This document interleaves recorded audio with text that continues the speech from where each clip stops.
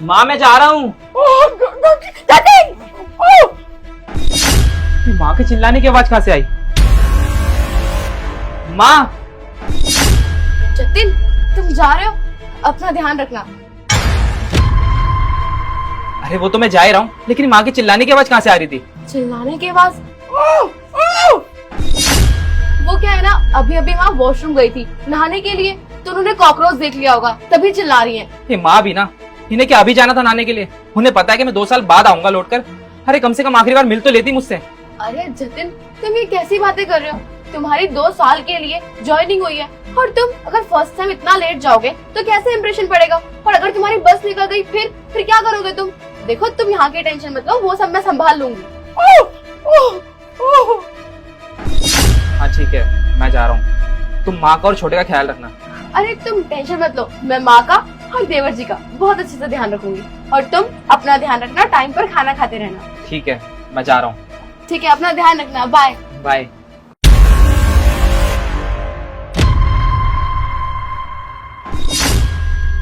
क्यों बे बुढ़िया, तेरे ज्यादा पर निकल आया है? हाँ, जब तुझे हम 2 वक्त की रोटी दे रहे हैं तो क्या जरूरत है अपने बेटे के पीछे भागने की?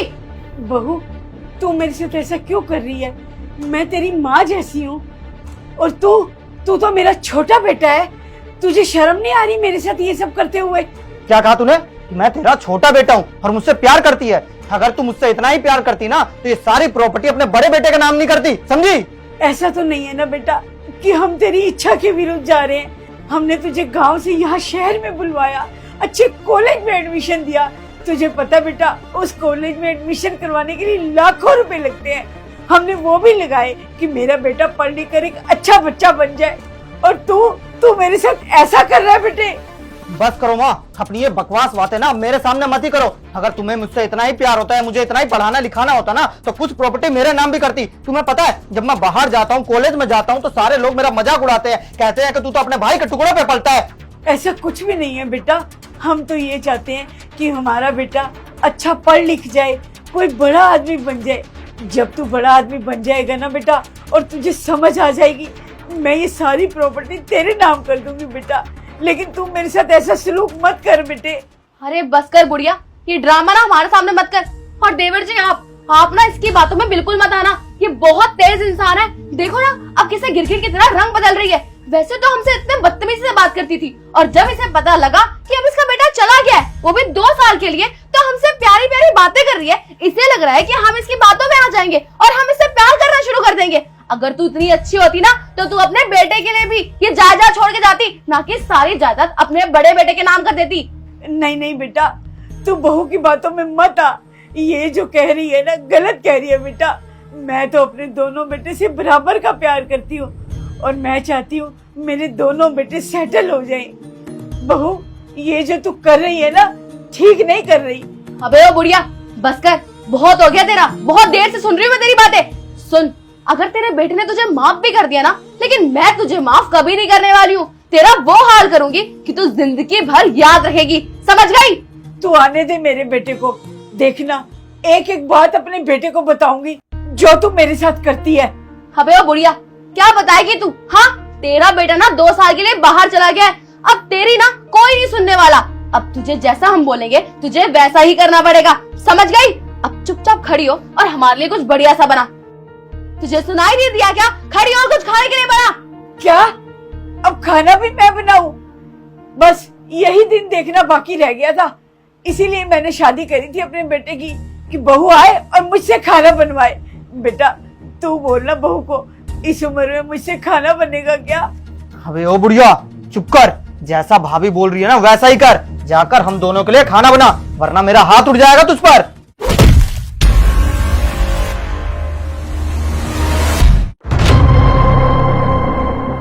और ये मेरी लात। जतिन तुम यहाँ पर, मेरा मतलब है तुम तो चले गए थे ना, और तुम्हारी बस निकल नहीं गई, तुम तो लेट हो रहे थे। चुप करो प्रीत तुम, और मुझे ये बताओ मेरे पीठ पीछे ये सब क्या चल रहा है? अरे जतिन हम कुछ नहीं कर रहे हैं, मैं बोल रही हूँ ना, तुम्हें मुझ पर विश्वास नहीं है क्या? अरे तुम्हारी बस निकल जाएगी, तुम जाओ यहाँ से, यहाँ मत रहो। अच्छा, तुम्हें क्या लगा मेरा छोटा भाई और तुम मेरी माँ के साथ अत्याचार करते रहोगे और मुझे पता भी नहीं चलेगा? जतिन ये तुम कैसी बातें कर रहे हो? अरे हम भला माँ पे अत्याचार क्यों करेंगे? वो हमारी भी माँ है। और एक बात बताओ, तुम्हें लगता है कि हम यहाँ पर माँ को परेशान करेंगे? मैं उनका बहुत अच्छे से ध्यान रखती हूँ, चाहे तुम उनसे खुद पूछ लो। चुप करो प्रीत, तुम अब ज्यादा सफाई देने की कोई जरूरत नहीं है। इससे पहले कि तुम कोई और बहाना बनाओ, मैं तुम्हें एक चीज बताता हूँ। जब मैं यहाँ से जा रहा था ना, मैंने तभी सब कुछ शीशे में देख लिया था। अरे वो तो मैं जा ही रहा हूँ, लेकिन माँ की चिल्लाने की आवाज कहाँ से आ रही थी? वो क्या है ना, अभी अभी माँ वॉशरूम गई थी नहाने के लिए, तो उन्होंने कॉकरोच देख लिया होगा, तभी चिल्ला रही हैं। इसके बाद भी कोई सफाई देनी है तुम्हें? अरे ये जो तुम अपनी दोनों टांगों पर खड़ी हो ना, ये मेरी माँ के संस्कार है, जो मैंने अभी तक तुम्हें कुछ नहीं करा। अरे खैर, अब मैं तुम्हें क्या ही बोलूं। मेरा छोटा भाई भी है, वो भी तुम्हारी तरह ही है। अरे उसने तो अपनी सगी माँ को सगी माँ ही नहीं समझा, तो मैं तुमसे क्या ही बोलूं। और छोटे तुझे जरा भी शर्म नहीं आई अपनी ही माँ पर हाथ उठाते हुए? और ये क्या प्रॉपर्टी की रट लगा रखी है तूने? अरे तुझे अगर कुछ चाहिए था तो मुझे बोल देता। अरे चंद प्रॉपर्टी के लिए तूने अपनी माँ पर हाथ उठा दिया। अरे मैंने तेरी सारी ख्वाहिशें पूरी करी है, जो चीज तूने मांगी वो सब चीज लाके दी। अरे तू बाहर घूमने जाता था, दोस्तों के साथ मूवी देखने जाता था, सारा खर्चा मैंने उठाया था तेरा। अरे कम से कम एक बार मुझे तो बोलता, मैं सारी प्रॉपर्टी माँ से बोलकर तेरे नाम करा देता। अरे क्या इसी दिन के लिए माँ ने तुझे गांव से यहाँ पर बुलाया कि तुझे पढ़ा लिखा कर इतना बड़ा इंसान बना दे, काबिल इंसान बना दे, और तू उन पर अत्याचार करे? अरे मुझे तो शर्म आ रही है तुम दोनों को अपना कहते हुए।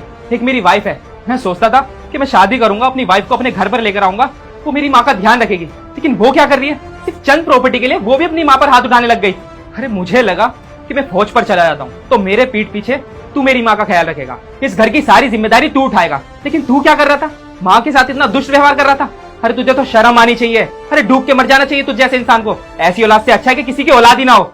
मुझसे ना बहुत बड़ी गलती हो गई, जो माँ से रिक्वेस्ट करके तुझे गाँव से यहाँ पर बुला लिया, पर अब बस बहुत हुआ। तू ना गाँव में ही सही था, वहीं सटता, वहीं खेती बाड़ी करता। मैं अभी के अभी जाता हूँ और तेरी गाँव की टिकट बुक करा के लेकर आता हूँ और तेरे को गाँव भेजता हूँ यहाँ से। भैया मुझे माफ कर दो भैया, मुझसे गलती हो गई भैया, मैंने जानबूझकर नहीं करा था ये सब। मुझे तो भाभी ने भड़काया था। भाभी ने कहा कि तेरे नाम पर कोई प्रॉपर्टी नहीं है इस घर में, और जिसके नाम पर प्रॉपर्टी नहीं होती घर में उसकी कोई इज्जत नहीं करता। सारी प्रॉपर्टी माँ ने भैया के नाम कर दी, इसीलिए भाभी के कहने पर ही मैंने माँ को सताया। मुझे लगा अगर मैं माँ को सताऊंगा तो सारी प्रॉपर्टी हमारे नाम आ जाएगी, इसीलिए भैया मैंने ये सब करा। भैया मुझे माफ कर दो, मैं आगे से कभी नहीं करूंगा ये गलती, प्लीज भैया मुझे माफ कर दो। ठीक है छोटे, मैं तुझे माफ कर देता हूँ और एक आखिरी मौका दे देता हूँ सुधरने का। मैं जानता हूँ ये सब तूने नादानी में किया होगा या किसी के भड़कावे में आकर, इसलिए मैं तुझे माफ कर देता हूँ।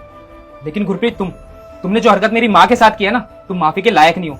तुम अभी के अभी अपना सामान पैक करो और निकल जाओ मेरे घर से। मैं अभी के अभी तुम्हें डिवोर्स देता हूँ, और आइंदा ना मुझे अपनी शक्ल मत दिखा देना। नहीं जतिन, मुझे प्लीज घर से मत निकालो। तुम्हें पता है ना कि तुम्हारे अलावा मेरा कोई भी नहीं है। माना कि मैंने माँ के साथ बहुत गलत किया है, पता नहीं मुझे क्या हो गया था, पता नहीं मुझे कौन सी लालच आ गई थी जो मैंने माँ के साथ ये सब कुछ किया, उन्हें मारा, उन्हें पीटा, उन पर अत्याचार करा। लेकिन हाँ जतिन, आज के बाद मैं ऐसा कभी कुछ नहीं करूंगी। और हाँ, तुम्हारी माँ को मैं अपनी माँ की तरह समझूंगी, बहुत प्यार करूंगी। लेकिन प्लीज प्लीज तुम मुझे माफ कर दो, जैसे तुमने अपने भाई को माफ करा ऐसे मुझे भी एक बार माफ कर दो प्लीज जतिन। नहीं गुरप्रीत, मैं तुम्हें माफ नहीं कर सकता। अगर मैंने आज तुम्हें माफ कर दिया ना, तो कल को मेरे पीठ पीछे तुम मेरे भाई को फिर भड़का दोगी, और इस प्रॉपर्टी के लालच में तुम तो मेरी माँ की जान ही ले लोगी। तुम्हारा कुछ नहीं जाएगा, लेकिन मुझसे मेरी माँ छिन जाएगी। मैं अपनी माँ के साथ ना जान का रिस्क नहीं लेना चाहता, और जब तक तुम इस घर से जाओगी नहीं ना, मैं ड्यूटी नहीं जाने वाला। अभी के अभी अपना सामान पैक करो और निकलो यहाँ से, इससे पहले कि मेरा हाथ उठ जाए तुम पर। निकलो यहाँ से।